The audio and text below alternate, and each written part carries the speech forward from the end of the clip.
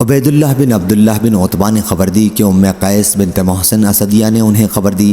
ان کا تعلق قبیلہ خزیمہ کی شاخ بنی اسد سے تھا۔ وہ ان ابتدائی مہاجرات میں سے تھیں جنہوں نے نبی کریم صلی اللہ علیہ وسلم سے بیعت کی تھی۔ آپ عکاشہ بن محسن رضی اللہ عنہ کی بہن ہیں۔ انہوں نے بیان کیا کہ وہ رسول اللہ صلی اللہ علیہ وسلم کی خدمت میں اپنے ایک بیٹے کو لے کر آئیں۔ انہوں نے اپنے لڑکے کے عذرا کا علاج تالو دبا کر کیا تھا۔ حضرت صلی اللہ علیہ وسلم نے فرمایا، آخر تم عورتیں کیوں اپنی اولاد کو یوں تالو دبا کر تکلیف پہنچاتی ہو؟ تمہیں چاہیے کہ اس مرض میں عود ہندی کا استعمال کیا کرو، کیونکہ اس میں 7 بیماریوں سے شفا ہے۔ ان میں ایک ذات الجم کی بیماری بھی ہے۔ عود ہندی سے حضرت صلی اللہ علیہ وسلم کی مراد یہی عود ہندی ہے، اور یونس اور اسحاق بن راشد نے بیان کیا، اور ان سے ظاہری نے اس روایت میں بجائے علقت علیہ کے علقت علیہ نقل کیا ہے۔ صحیح بخاری حدیث نمبر 5715۔ حضرت جابر بن عبداللہ رضی اللہ عنہ نے بیان کیا کہ میں نے نبی کریم صلی اللہ علیہ وسلم سے سنا، آپ نے فرمایا کہ اگر تمہاری دوائیوں میں کوئی بھلائی ہے تو شہد کے شربت میں ہے، اور پچنا لگوانے میں ہے، اور آگ سے داغنے میں ہے، لیکن میں آگ سے داغ کر علاج کو پسند نہیں کرتا۔ صحیح بخاری حدیث نمبر 5702۔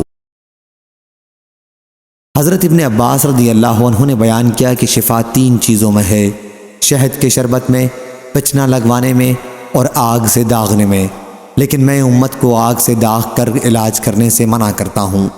حضرت ابن عباس رضی اللہ عنہ نے اس حدیث کو مرفوعاً نقل کیا ہے، اور قمی نے روایت کیا ان سے لیث نے، ان سے مجاہد نے، ان سے حضرت ابن عباس رضی اللہ عنہ نے، اور ان سے نبی کریم صلی اللہ علیہ وسلم نے شہد اور پچنا لگوانے کے بارے میں بیان کیا۔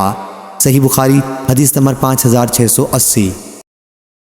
حضرت ام قیس بنت محسن رضی اللہ عنہا نے بیان کیا کہ میں نے نبی کریم صلی اللہ علیہ وسلم سے سنا، آپ نے فرمایا، تم لوگ اس عود ہندی کست کا استعمال کیا کرو، کیونکہ اس میں 7 بیماریوں کا علاج ہے۔ حلق کے درد میں اسے ناک میں ڈالا جاتا ہے، پسلی کے درد میں چبائی جاتی ہے۔ صحیح بخاری حدیث نمبر 5692۔ خالد بن سعد نے بیان کیا کہ ہم باہر گئے ہوئے تھے، اور ہمارے ساتھ حضرت غالب بن ابجر رضی اللہ عنہ بھی تھے۔ وہ راستے میں بیمار پڑ گئے، پھر جب ہم مدینہ واپس آئے اس وقت بھی وہ بیمار ہی تھے۔ حضرت ابن ابی عتیق ان کی عیادت کے لیے تشریف لائے، اور ہم سے کہا کہ انہیں یہ کالے دانے کلونجی استعمال کراؤ، اس کے 5 یا 7 دانے لے کر پیس لو، اور پھر زیتون کے تیل میں ملا کر ناک کے اس طرف اور اس طرف اسے قطرہ قطرہ کر کے ٹپکاؤ، کیونکہ حضرت عائشہ رضی اللہ عنہا نے مجھ سے بیان کیا کہ انہوں نے نبی کریم صلی اللہ علیہ وسلم سے سنا، حضرت صلی اللہ علیہ وسلم نے فرمایا کہ یہ کلونجی ہر بیماری کی دوا ہے سوائے سام کے۔